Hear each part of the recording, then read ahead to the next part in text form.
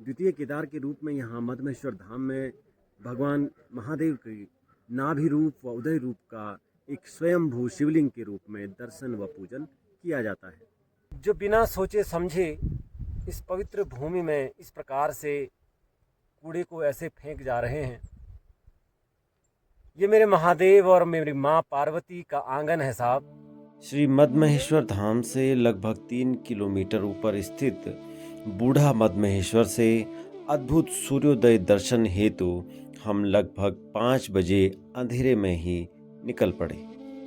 आधे रास्ते में अचानक एक सुरंग श्याम वर्ण का श्वान हमारे साथ साथ ऐसे चलने लगा जैसे स्वयं भैरवनाथ मार्गदर्शन हेतु हमारे साथ साथ चल रहे हों।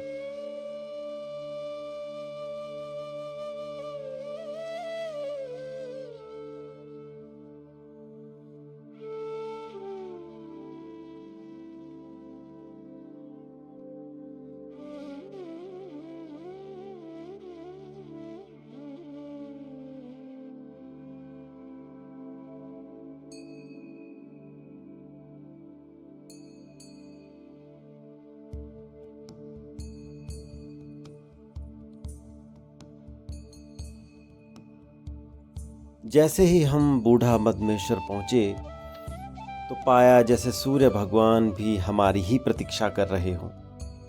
सूर्य भगवान ने प्रकट होते ही यहाँ के सुंदर दृश्यों को कुछ इस प्रकार सजाया जिसे शब्दों में व्यक्त करना मेरे लिए अब असंभव सा हो रहा है। अतः केवल मौन होकर आंखें इन सुंदर दृश्यों को स्मृतियों में संजोने लगी।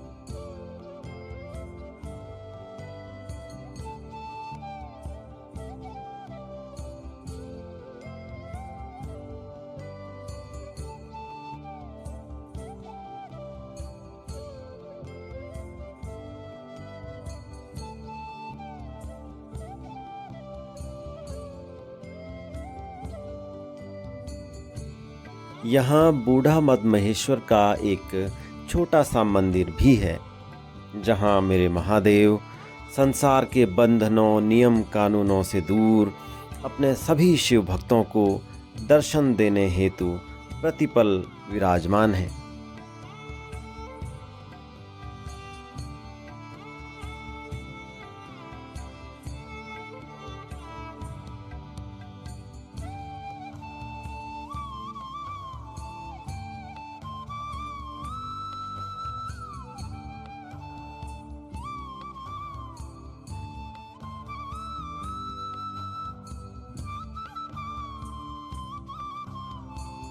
श्री मद्महेश्वर धाम का अपना आध्यात्मिक महत्व तो अद्वितीय है ही, किंतु यहाँ की भौगोलिक संरचना भी विचित्र है। यह मंदिर लगभग 3 ओर से निर्जन पर्वत श्रृंखलाओं से घिरा हुआ है और शेष एक छोर शिव भक्तों के लिए प्रवेश द्वार के रूप में खुला हुआ है।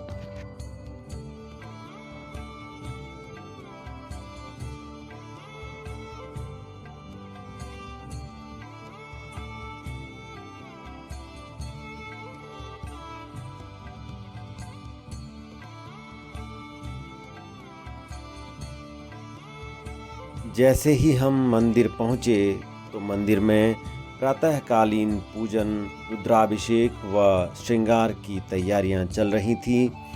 अतः हम भी स्नान आदि कर भगवान के इस दिव्य अनुष्ठान के साक्षी हुए, जिसे कैमरे के माध्यम से दिखाना वर्जित है।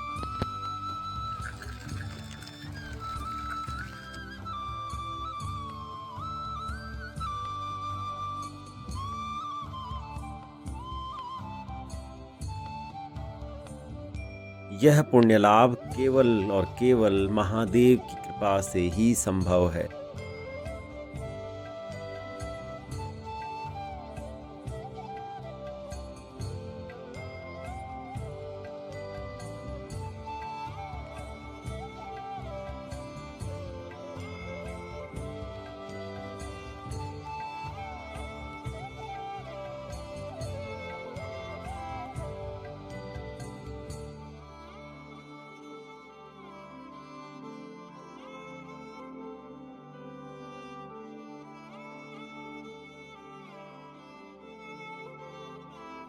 केदारं मध्यमं तुंगं तथा रुद्रालयं प्रियं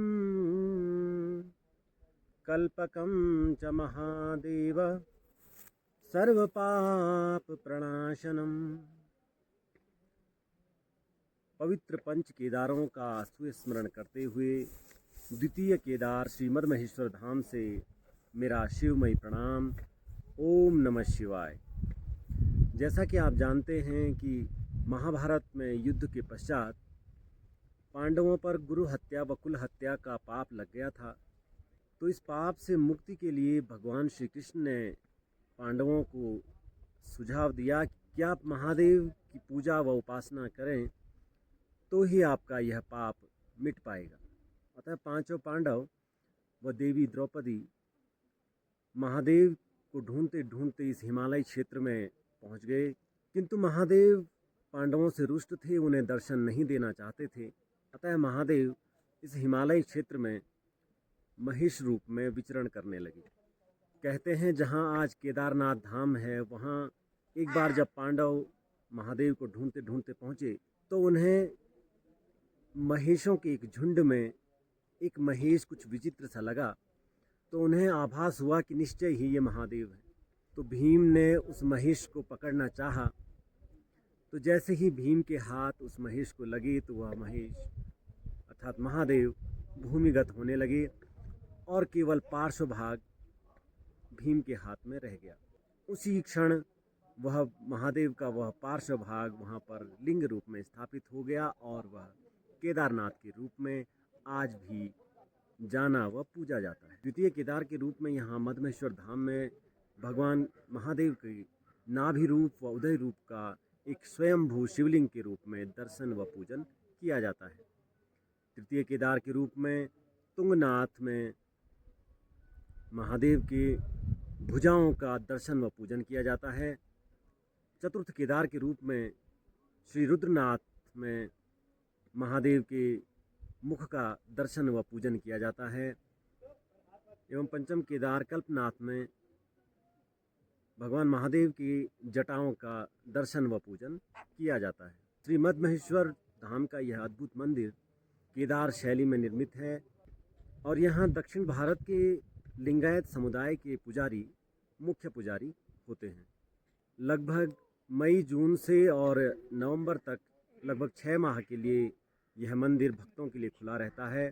तत्पश्चात 6 माह के लिए श्री मद्महेश्वर भगवान की शीतकालीन गद्दी उखीमठ में श्री ओंकारेश्वर मंदिर में विराजित हो जाती है। भगवान श्री मद्महेश्वर जी के दर्शन एवं पूजन के उपरांत अब वापस जाने का समय आ गया है। यद्यपि महादेव के इस पवित्र व सुंदर शिवलोक से जाने का मन तो नहीं हो रहा है, किंतु उसी क्षण ऐसा लगा जैसे महादेव ने सिर पर हाथ फेरते हुए कहा हो कि बेटा जाओगे नहीं तो दोबारा आओगे कैसे। अतः अनचाहे मन से हम घर की ओर निकल पड़े।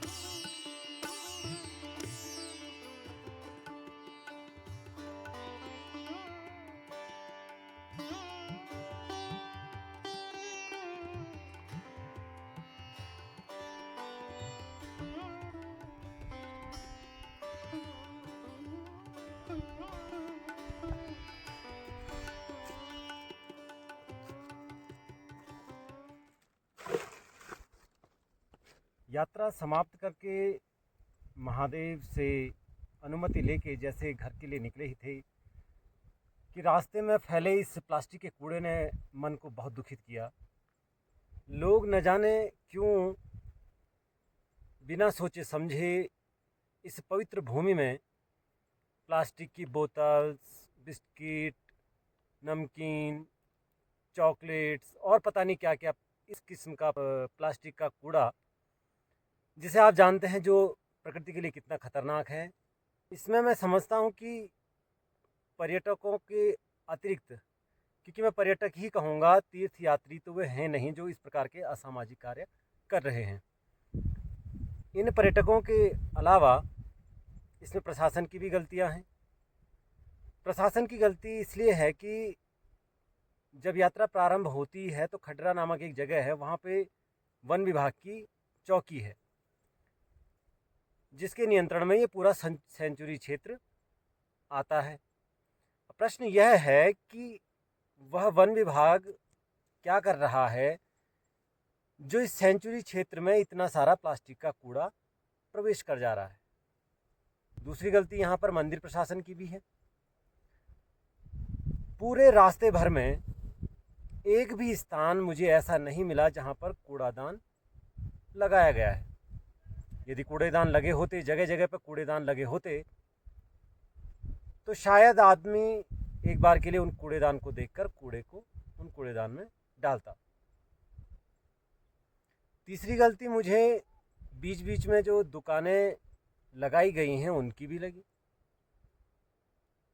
किसी भी दुकान वाले के दुकान के सामने मुझे एक भी कूड़ादान देखने को नहीं मिला। और तो और जो हम कूड़ा इकट्ठा करके आए हैं, सत्य कह रहा हूँ, सिर्फ हम ये रास्ते भर के कूड़ा हम इकट्ठा करके आए हैं, और रास्ते के इधर उधर पहाड़ों पे न जाने कितना कूड़ा अभी बिखरा हुआ है।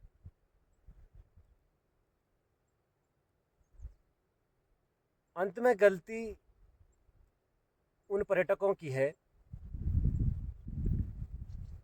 जो बिना सोचे समझे इस पवित्र भूमि में इस प्रकार से कूड़े को ऐसे फेंक जा रहे हैं।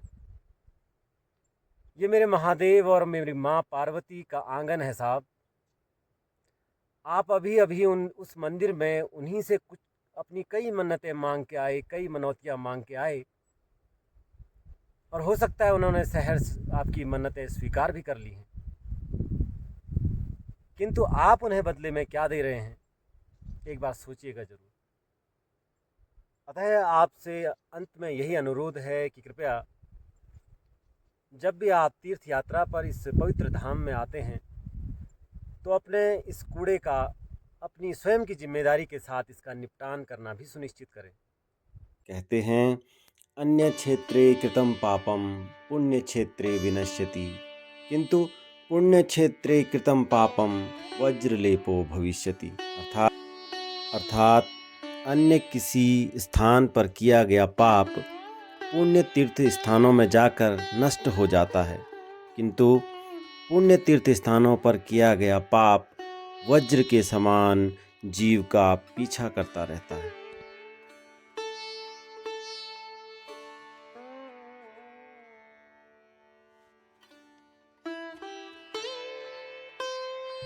इसी के साथ बाबा मद्महेश्वर जी से सकल विश्व की कुशल कामना की प्रार्थना करते हैं। हर हर महादेव, जय बाबा मद्महेश्वर।